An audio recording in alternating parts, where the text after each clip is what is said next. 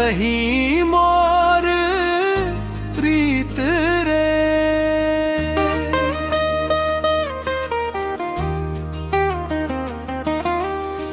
सुख दुख के साथी ते मोर अंगना के बहार। तोर हंसी देख के मोला लागे है माया के धार। जुड़ गए संग जोड़ी सावन के गीत रे।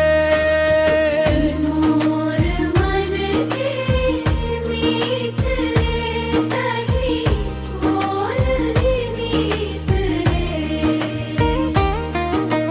जुड़ गए संग जोड़ी सावन के गीत रे।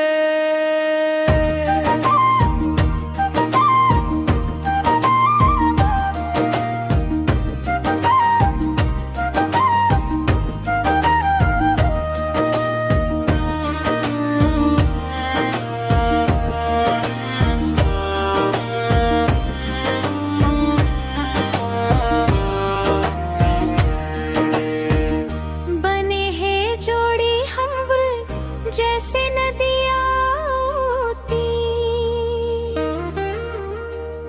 तोर माया के छामा मिले मन लागलो धीर। झन छोड़ बे कभू साथ आवो मीत रे। जुड़ गए संग जोड़ी सावन के गीत रे। मोर मन के मीत रे, तही मोर प्रीत रे। जुड़ गए संग जोड़ी सावन के गीत रे।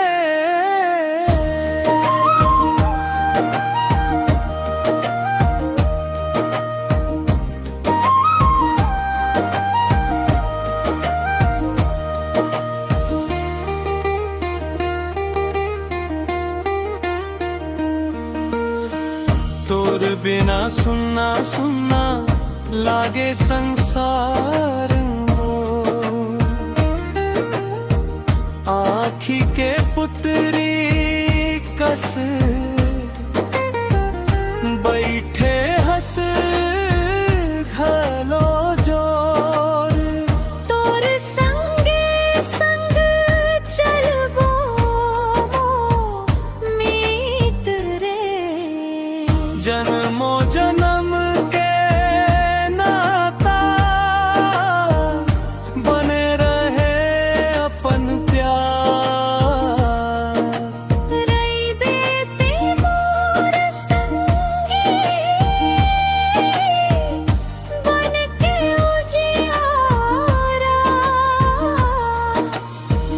कभू नहीं टूटे ये नाता मोर मीत रे। जुड़ गए हैं संग जोड़ी सावन के गीत रे।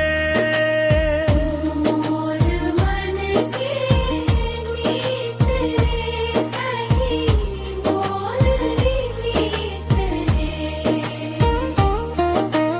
जुड़ गए हैं संग